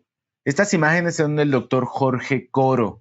Jorge Coro es un doctor de Cuba que radica y hace su práctica en Miami, en donde existe una organización que se llama la Fundación Mew Foundation, y llevan haciendo congresos de Mew desde hace bastante tiempo. Y son bastante digitales, son así súper modernos, y pues trabajan en Florida. Entonces, también hay una sede por ahí, hay una sede en Chile, en Perú. En México estamos tratando desde hace años con algunos colegas que hemos tomado estos cursos y que, pues, miren, a veces uno toma los cursos y no lo pone en práctica. Entonces, los que los hemos estado poniendo en práctica, pues estamos tratando yo soy profesor, entonces, pues ahora sí que, ni modo, a mis estudiantes a veces les toca, pues, escucharme con estos conceptos, porque así es como yo puedo resolver sus casos. O sea, luego a veces me piden, pero no lo haga con Mew ni con implantes. Y yo así, híjole, pues es que ahí sí ya no puedo. Necesito mis herramientas para poder resolver los casos. Entonces, estos pacientes tienen planos oclusales distintos. Este paciente tiene planos oclusales distintos en sus mandíbulas. Bien, no es el mismo paciente. A pesar de que, evidentemente, pues tenemos que atenderlo. Muchos me van a decir, no, doctor, es que este paciente es quirúrgico. Ok, tienen razón, es un paciente quirúrgico. Vean los cóndilos, cómo los tiene. Es increíble que estos cóndilos vivan en el mismo paciente. Bueno, bajo mi análisis transversal, yo siento que tengo que expandir aquí. A pesar de que la mordida cruzada, bueno, aquí no se ve, pero está por acá. Yo tengo que expandir esta zona, porque aquí me pide el borde Walla. Y la línea media está desviada. Entonces yo la necesito posicionar acá. Por eso necesito la expansión en este cuadrante superior. Vean la altura de los caninos. Es muy distinta. Para colmo es ortodoncista. Entonces, pues ya. Y para colmo, ya ha sido intervenida quirúrgicamente. Ya hemos tenido antecedentes de cirugía ortognática. Así que, pues, como que la cirugía ortognática tampoco es una opción. Entonces, lo que nosotros hacemos en esta filosofía, pues es movimientos intrusivos. Con ella en particular, puse Mew, pero al principio lo hicimos con implantes. Lo hicimos con implantes porque queríamos ir haciéndolo por sectores. Ya después, la verdad, lo terminamos con Mew, pero bueno. Por eso yo les digo que yo hago filosofía Mew, pero utilizo bastantes ortoimplantes. Entonces pusimos ahí 2 ortoimplantes para intruir este cuadrante y además expandir este cuadrante, que es lo que necesita la boca de esta paciente. Y de hecho nos tuvimos que esperar un poco, por eso aquí solo estamos incluyendo este sector, porque la doctora no se había retirado el tercer molar después de la cirugía ortognática, pues no le habían quitado el tercer molar. Y pues bueno, hay que retirarlo, si no, no podemos hacer la intrusión. Y una vez que medio empezamos a centrar, ya aquí los caninos se veían más cerca, estaban un poquito más cerca, pues ya empezamos con la correctiva, tratamos de apoyarnos aquí con algunos implantes cuando estábamos con arco recto, pero ya después terminamos el caso con la filosofía Mew de laterodesviación, porque aparte pues era un caso de retratamiento, no es fácil tomar estos casos, porque pues tiene que quedar bien. Y entonces vean, ya invertimos ahora la extrusión de los caninos, ahora tenemos más extruido aquí, y todo esto con un movimiento de intrusión de este lado, de extrusión de este lado, con los arcos de la filosofía Mew. Nosotros le llamamos el efecto Mew, y esto lo van a ver ustedes por ahí. Es como un efecto mariposa, o sea, ustedes hacen un pequeño cambio en el sistema, un cambio vertical. Yo le llamo oprimirle el botón correcto, y entonces van a ver resultados en pacientes adultos. Este es un tratamiento ortopédico, evidentemente, y pues vamos a centrar la línea para poder estabilizar este caso. Bueno, ya en los cursos vemos más de esto. Así que el plano de oclusión explica estas cosas y ligándolo a la idea del apiñamiento posterior, chequen este artículo. un poco viejito, pero me encanta porque lo comenzaron en 1965 y lo publicaron 20 años después. O sea, se tardaron 20 años en armar el caso, imagínense. Y bueno, son casos que no llevaron brackets ni llevaron ortodoncia, o sea, son casos que nunca le pusieron nada ortodóntico, simplemente les quitaron los segundos molares. Cuando les quitaron los segundos molares o la discrepancia posterior, muchos de ustedes ya saben de extracción de segundos molares, así que, pues, si no quieren hacer germectomías, la otra opción es el segundo molar, porque yo no puedo vivir en la boca con 3 molares. Así es de simple. Entonces, la alternativa a la cirugía de germen es la extracción de segundos. Y vean cómo se comporta el tercer molar. El caso empezó a los 15 años y a los 17 años ya está ahí el tercer molar prácticamente en boca. A los 22 años ya está ahí el molar en boca. Eso es un tercer molar. Así que no nada más permiten que no exista apiñamiento posterior, que no se inclinen los dientes, que no se extruyan los dientes, sino que permite que el plano de oclusión que tiene que descender descienda solito y la mandíbula avance. Entonces, ¿cómo se quita la clase 2? De manera natural, tienen que descender el plano de oclusión. ¿Cómo curo la clase 2 de manera artificial? Bueno, tengo que estimular a la mandíbula a avanzar a partir de el descenso del plano oclusal. Así que aquí unimos este mapita y este mapita. ¿Ok? Ahora, la siguiente pregunta es, ok, no puedo tener terceros molares, ok, tengo que manipular esta línea, porque si yo manipulo esta línea, la mandíbula va a responder. Ok. La pregunta es, ¿qué sucede con la articulación? Que es un temazo. Y bueno, lo traté aquí de hacer lo más simple posible. Lo que sucede con la articulación, pues es lo mismo que ha estado sucediendo con el tamaño de los dientes. Es decir, estamos nosotros en una adaptación. Los dientes no han cambiado, los huesos han cambiado. Y parte de los huesos o parte de nuestro sistema esqueletal, pues es el cóndilo. Particularmente la rama es la que ha tenido mayores cambios evolutivos, la rama. ¿Bien? Entonces nosotros siempre nos quedamos con este mapita, que es el mapa de Gregoret, ¿no? El de Rákóczi. Björk es quien nos dio este mapa de crecimiento. Pero Sato lo que dice es, bueno, ¿y dónde entra el descenso del plano? Si Sato nos está diciendo, y Ricketts, que la mandíbula crece así, en forma de arco. Yo aquí no veo un arco. Entonces, para que la mandíbula crezca en un arco, necesita descender el plano de oclusión.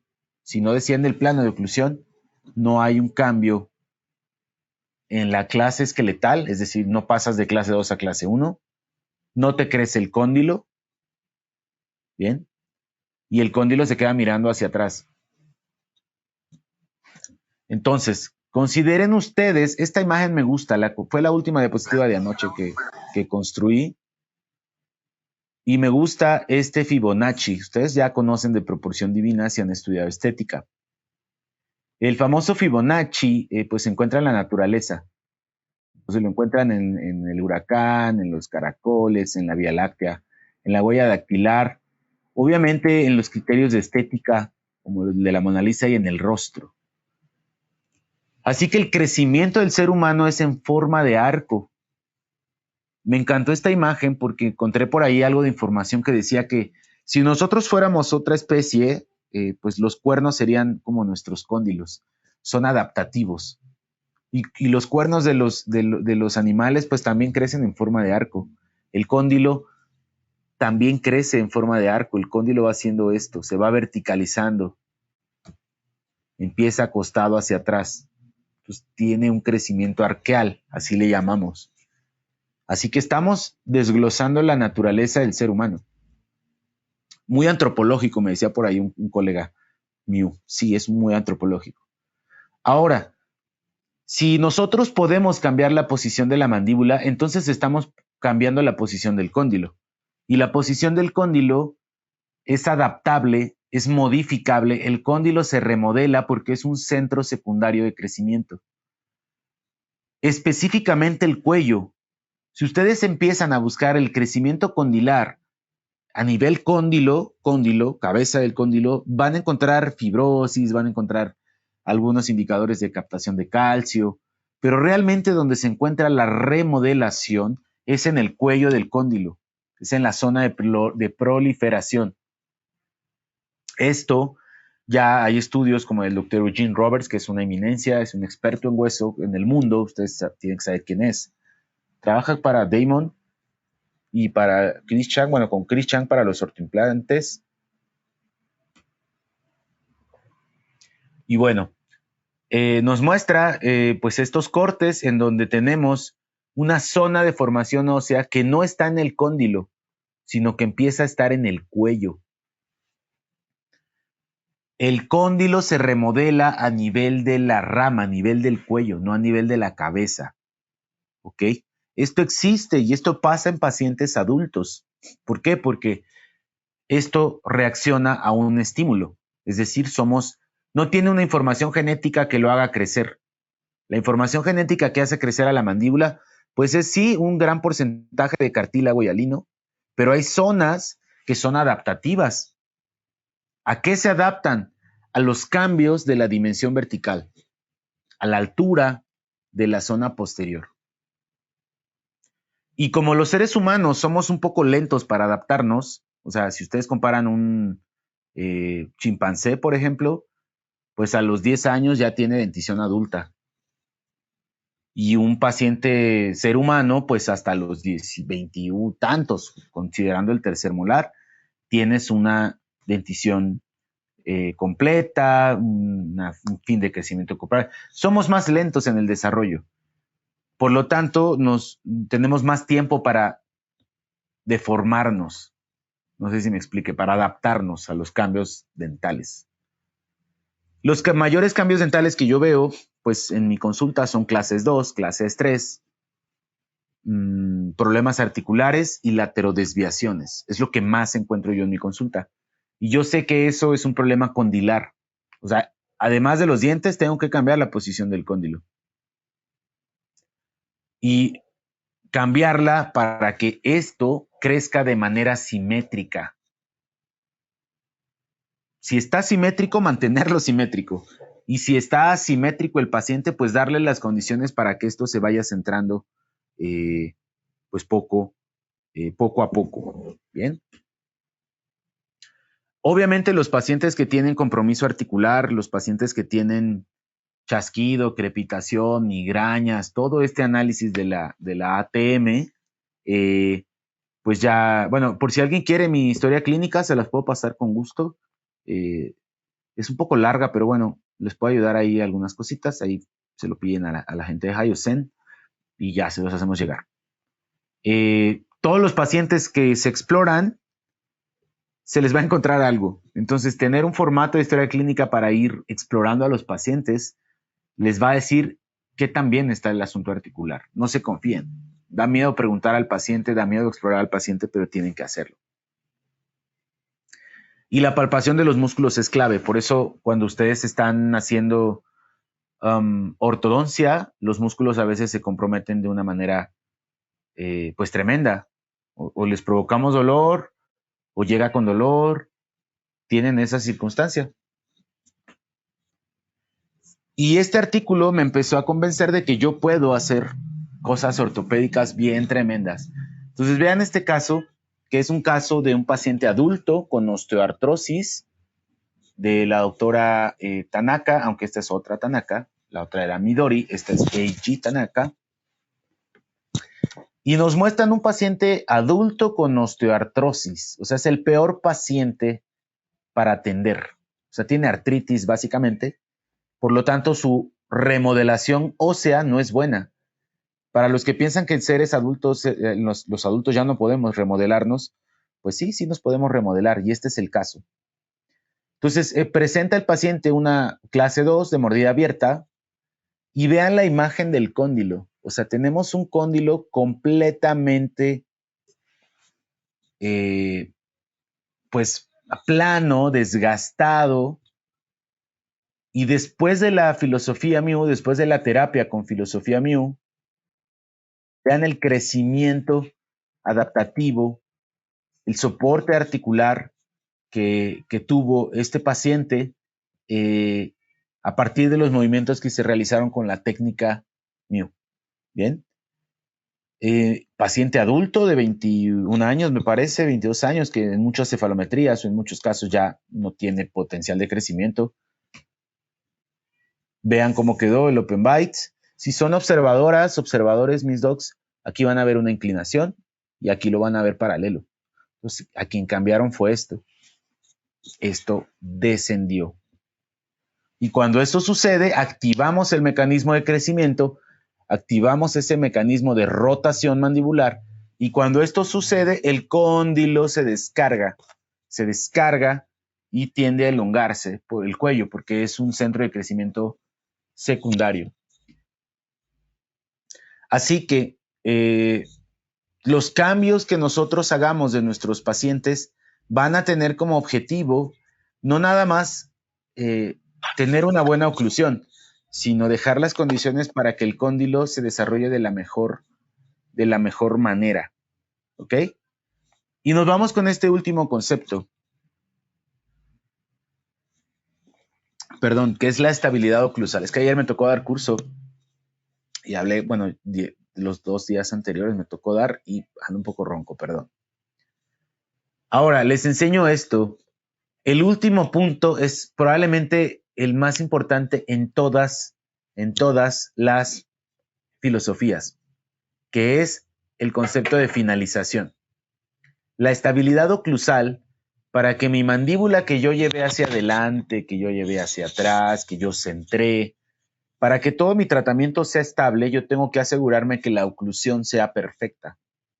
Y perfecta significa perfecta.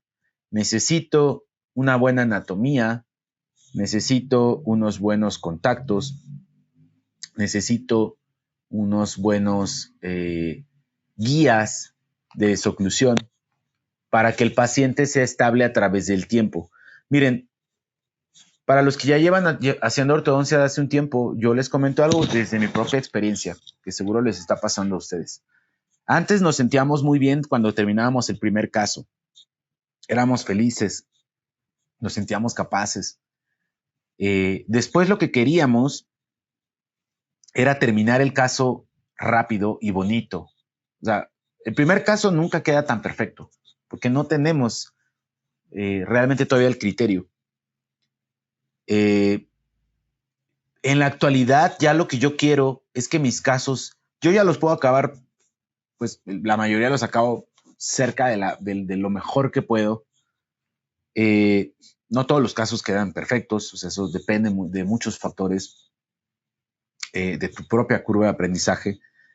Siento que ya me quedan bastante aceptables para mí. Siento que los estoy terminando en un tiempo razonable, pero lo que quiero más en el mundo es que el paciente nunca regrese a retratamiento. La estabilidad es el santo grial realmente de la ortodoncia, de cualquier filosofía. Y yo he encontrado un criterio de estabilización muy fuerte con esta filosofía de Miu, sobre todo en la posición mandibular. O sea, no se me regresa la mandíbula. No sé si alguien de ustedes estuvo por ahí en el congreso de la semana, hace 15 días, en el centro médico, hubo un congreso ahí de la doctora Galeano, de Paraguay, por cierto que traía estos conceptos Miu con arco recto, y el otro ponente era el doctor Silva, me parece, que presentó muchos casos de ortognática, muchos, pero muchos de ellos tenían recidiva y él explicaba, o sea, bueno, o sea, sí, hay recidivas también en la ortognática por cosas del paciente, por cosas de la oclusión, porque el caso era muy complejo, entonces se mejoró lo más que se podía.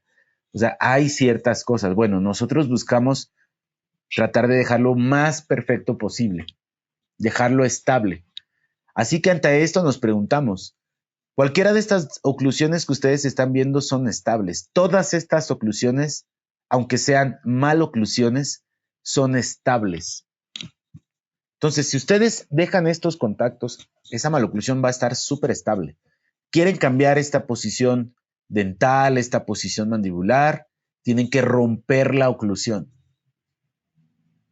Cuando ustedes rompen la oclusión, van a romper la posición mandibular. Eso es un hecho.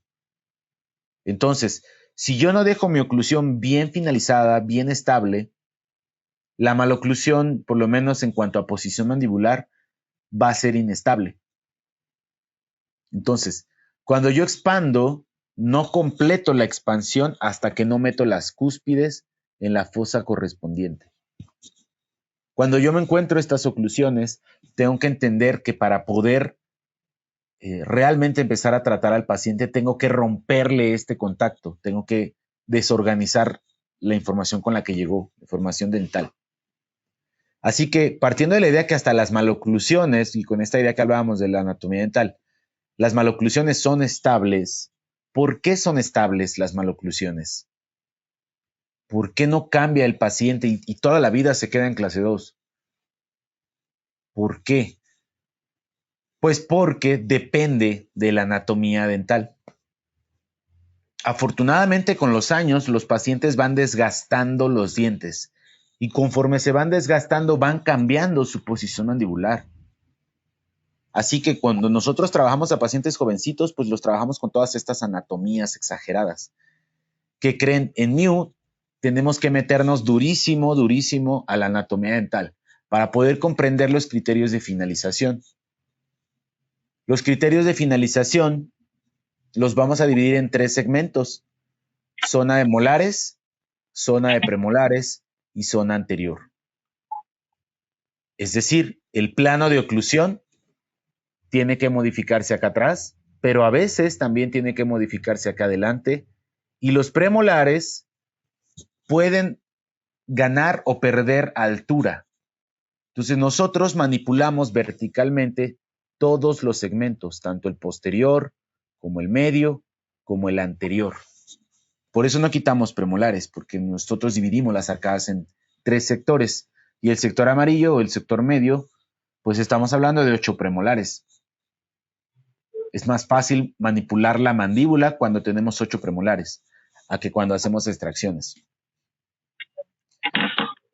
Y el dato interesante es que las cúspides palatinas son las que trabajan para nosotros. Entonces, cuando yo veo estas fotos, nosotros le llamamos el lado chocolate, chocolate side, o el lado bonito de la oclusión. Cuando enseñamos estas fotos en los congresos, en las conferencias, pues esta foto se ve hermosa. Tiene un excelente engrane. Pero nosotros en MIU debemos de ver esta toma, porque esta es la toma funcional. Entonces, por ejemplo, este premolar, este que está aquí, este no está cayendo. Este debería caer en su fosa, y no está cayendo en la fosa. Esta cúspide que están viendo acá del lado derecho, debería de caer en la fosa y está cayendo como en el punto de contacto. Entonces, tienen que ser perfeccionistas para darle la finalización a sus casos. Y por eso la estabilidad oclusal es algo muy importante en nuestra filosofía, es el cuarto principio. No queremos, pues, arcadas totalmente rectas. Queremos un poco de curva de Wilson, porque así es la naturaleza. Entonces, a mí cuando me enseñaron la curva de Spee plana, o sea, sí, pero no siempre. ¿Ok? Y bueno, para que la mandíbula se quede atrás o adelante, existen conceptos como la oclusión, nosotros le llamamos límite retrusivo. O sea, hay un momento en que los dientes se engranan de tal manera que tú no puedes ya mover la mandíbula. Existe una estabilidad en la maloclusión. Y como todas las filosofías, valoramos los puntos de contacto, las líneas funcionales, las céntricas pasivas, las estampadoras. Bien, tomamos esta información obviamente de Sato, pero también de Slavich, pero también de todo en general. No sé si me están aquí llamando a mí, pero ya casi acabamos. Entonces, pues tenemos esta esta información de la filosofía Mu y tenemos una diferencia entonces con la natología clásica. Nosotros desprogramamos cuando el paciente tiene dolor. Si no tiene dolor, no lo hacemos. No significa que no tengamos un criterio articular. Lo tenemos y es bastante avanzado. Tan avanzado que quizá aquí en México no tenemos el equipo, bien, que son pues el laboratorio para hacer todo este estudio y utilizar el CADIAX como se debe de usar. Bien. Así que nosotros siempre preferimos darle carga a las cúspides palatinas, es decir, torques positivos para que el paciente pueda bruxar, pueda rechinar sus dientes. Así como ustedes tienen overjet, ¿para qué les sirve el overjet, doctores? El overjet nos sirve para que cuando ustedes quieran desplazar su mandíbula hacia adelante, deslice así su mordida, ¿ok? Deslice su mandíbula. Bueno, si ustedes quieren, si quieren bruxar hacia adelante, necesitan guía anterior. Pero si quieren bruxar hacia los lados, rechinar hacia los lados, necesitan overjet también.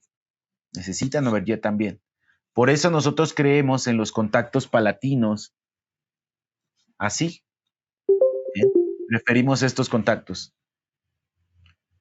Así que hemos terminado esta parte de los conceptos. La filosofía es muy grande, tiene muchos conceptos aunados a este, pero estos son como los 4 básicos, colegas. Y espero que tengan con esta plática un pequeño, una pequeña pieza. Bien, nosotros en MIU le llamamos the missing piece o la pieza faltante. Era lo que me faltaba en mi técnica ortodóntica. Si ustedes checan ahí, bueno, en mi currículum, cuando tengo mis estudios de ortodoncia y de MIU y todo esto, yo estudié MIU porque estaba atorado. Estaba atorado con las maloclusiones 2, 3, laterodesviados, open bites y articulares. Entonces, esto me desatoró, me dio la pieza faltante, la pieza de missing piece. Así le llamamos en MIU, pues, muchos colegas aquí en México. Y espero que estos 4 conceptos pues hayan sido, pues son muy básicos. En 2 horas es muy poquito tiempo, pero pues ya estaremos preparando una sorpresa. Y aplicado funciona así. Por cierto, gente de Hayusen, ella es Michelle, ella es mi asistente, por si no la conocían, que me ha estado ayudando con el contacto. Y básicamente tenemos una clase 2, una línea desviada, un plano canteado, tengo diferentes alturas, tengo cóndilos muy cortos de clase 2, tengo asimetría de la rama, no está mal tomada. Cuando lo montamos en posición de referencia o de céntrica, vemos bastante diferencia.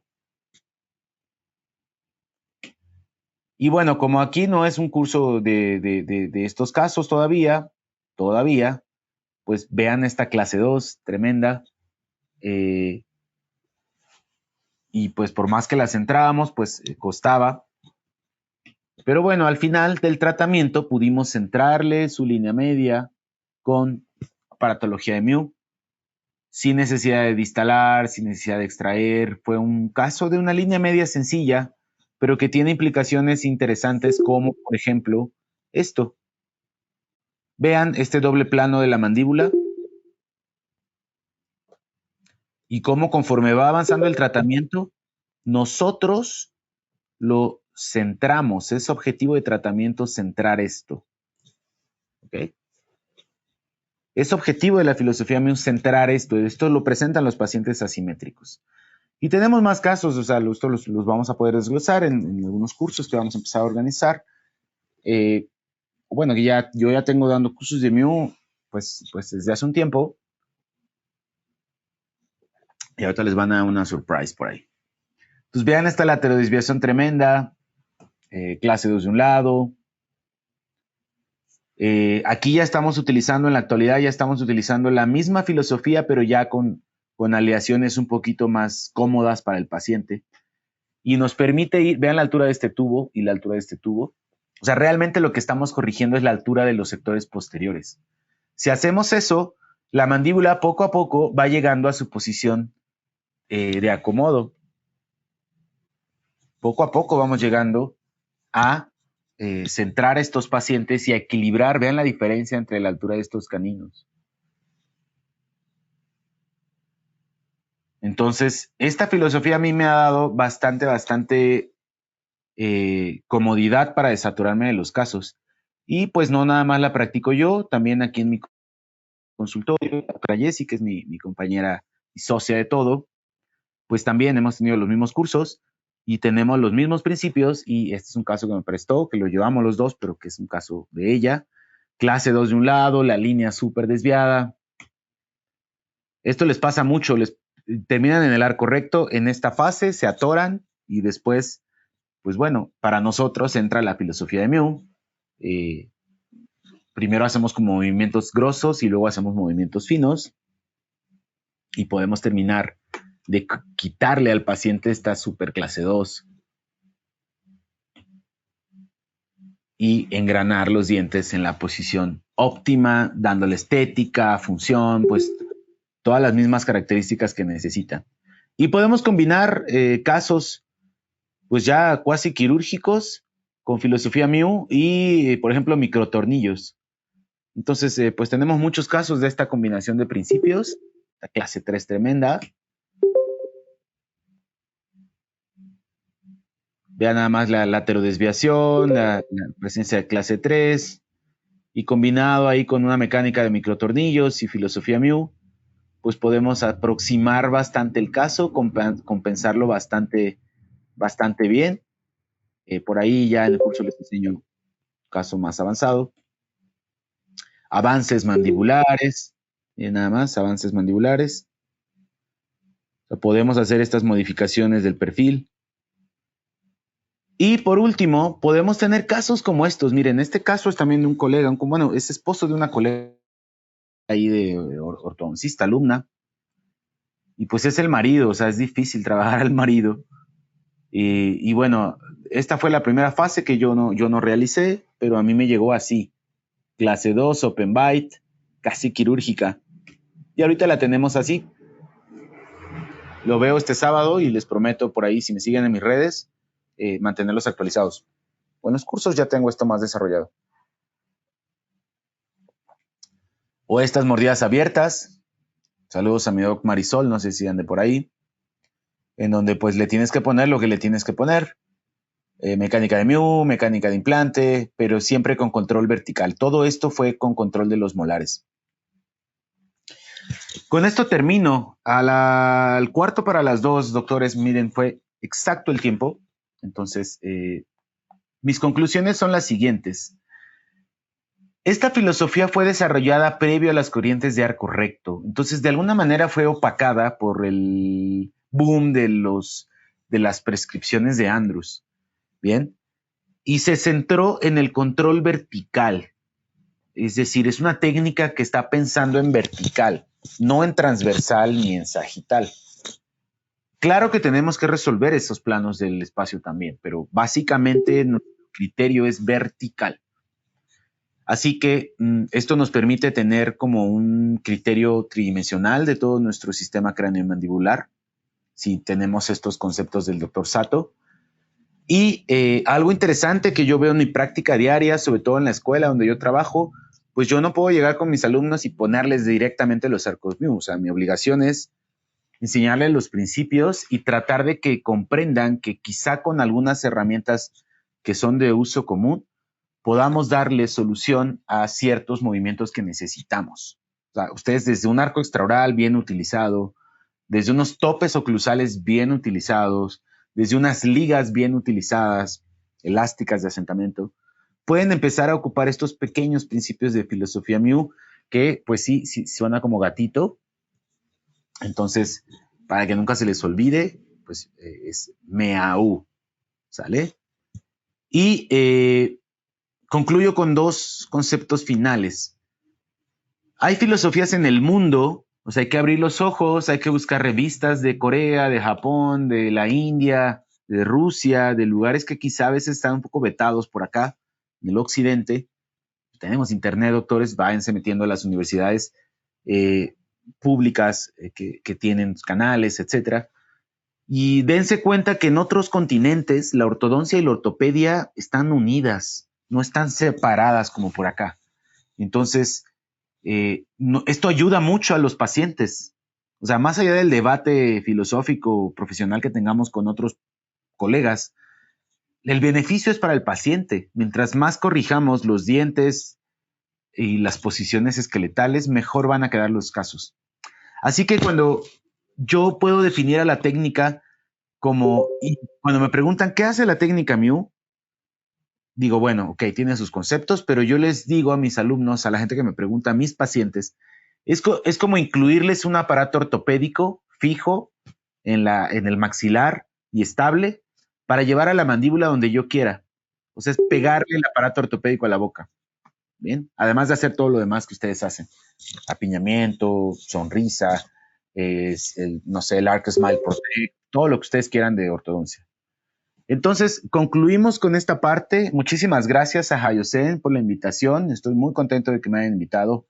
Eh, Cuando empecé en la ortodoncia, siempre quise dar una plática para una casa eh, pues de implantes y todo esto, y la verdad estoy muy contento, muy emocionado, muy agradecido, y espero, colegas, que aquellos que escucharon la plática se interesen en esto, porque pues les tenemos por ahí algunas sorpresitas. Les recuerdo mis redes, las redes de Hayosen, que también está ahí, por si cualquier comentario o duda. Y bueno, dejamos estos minutos para dudas. No sé qué procede, colegas.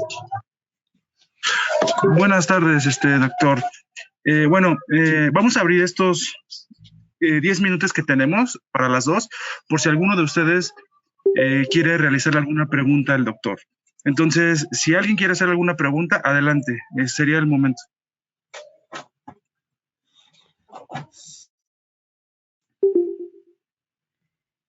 Ah, mira, qué buena exposición todos. Sí, algo se activa y se desactiva, no tengo idea qué es, doctor Wilbert. Pero bueno, por aquí, Daniela Michelle, gracias, tengo un aplauso. Pero al parecer no tienen muchas dudas. Pero bueno, si las tienen, háganoslas llevar. El curso, ¿para cuándo el curso? Bueno, gente de Hayosen, ayúdenme. Hola, miren, estamos planeando con el doctor un curso para esta técnica Mew, filosofía Mew, y la verdad es que lo estamos pensando para, yo creo que esperemos que sea para el mes de febrero. Ya también, bueno, estaremos checando la agenda del doctor. Ahorita tenemos en puerta algunos cursos previos, por lo tanto se nos complicaría realizar en este momento el de, filosofía Mew. Estamos pensándolo por el mes de febrero probablemente. Entonces, les vamos a mandar toda la información que ustedes requieran para los interesados, doctores. Toda la información, ya sea, por ejemplo, este webinar que tuvimos el día de hoy, está grabado. Si lo quieren volver a ver en nuestra página de YouTube, lo van a poder volver a ver. Entonces también yo les recomiendo mucho, doctores, que nos agreguen a sus redes sociales, por ejemplo, a Facebook, Instagram, porque a través de las redes sociales nosotros constantemente subimos ya sea información de cursos o información de webinars como el día de hoy, que como saben, bueno, no generan ningún costo y es una oportunidad para actualizarse, ¿no? Tener un poco más de información sobre la ortodoncia. Doctores, yo les pido por favor que los doctores que aquí requieran alguna información sobre cursos, pueden escribirnos al chat. Yo anoto todos los nombres y los números de los doctores que requieran la información, o directamente yo les recomiendo, doctores, que se metan a Facebook y a través del Messenger también nos pregunten sobre algunos cursos y también les estaremos contestando, ¿ok? Ahora, se les está compartiendo en este momento una liga. En esta liga que está en el chat, ustedes la van a abrir y van a poder ingresar todos los datos que les pida ahora sí que el formulario, para que les podamos mandar una constancia digital por su asistencia al día de hoy. Entonces, doctores, si no tienen ninguna pregunta, alguna duda, no sé, dejo incluso micrófono abierto por si quieran hacer alguna pregunta o escribir en el chat. ¿Algo, doctores, que quieran preguntar? Bien, doctor Rodrigo, muchísimas gracias. Sí, qué gusto. Nos vemos en Querétaro. Hoy había bastante gente, mira. Sí, sí, afortunadamente hubo bastante asistencia. Muy bien. Por ahí creo que la doctora Guzmán, ¿no? Tiene una. ¿Sí o no? Creo que no. ¿Qué tal, Doc? Soy el doctor Wilber. Hola. Hola, ¿qué tal? Mucho gusto. Pues nada, ya había visto un poco de la filosofía en algún otro curso y la verdad es que me he enfrentado con varias situaciones con pacientes con laterodesviación que son por postura y pues bueno, con mi arco recto, pues luego sí sufro mucho para saber cómo resolverlo. Entonces, desde que vi que la técnica a mí me va a ayudar mucho como para hacer esta cuestión de alinear la curva de SPI o interior exterior molares, pues creo que me va a ayudar un montón y pues más que pregunta, pues nos vemos en el curso en enero o febrero. Muchísimas gracias, doctor. Ahí nos vemos. Claro que sí, para eso es la técnica, para esos casos. Perfecto, Doc. Pues felicidades, Doc. Buen día. Gracias, gracias. Buen día. Bueno, doctores, creo que al parecer no tenemos alguna pregunta. Yo voy a dejar la plataforma abierta por si quieren, no sé, preguntas sobre algún tema, curso. Y bueno, si en dado caso que pues no haya, pues estaremos cerrando la transmisión.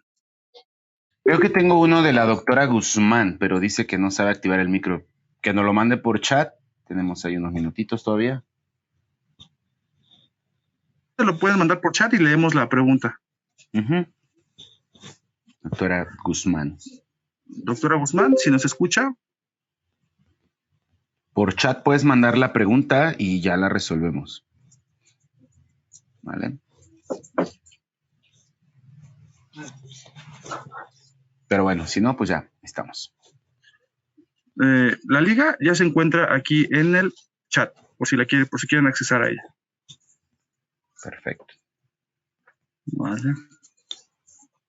Bueno, a mí me mandan mi... Creo que no hay alguna pregunta, doctor.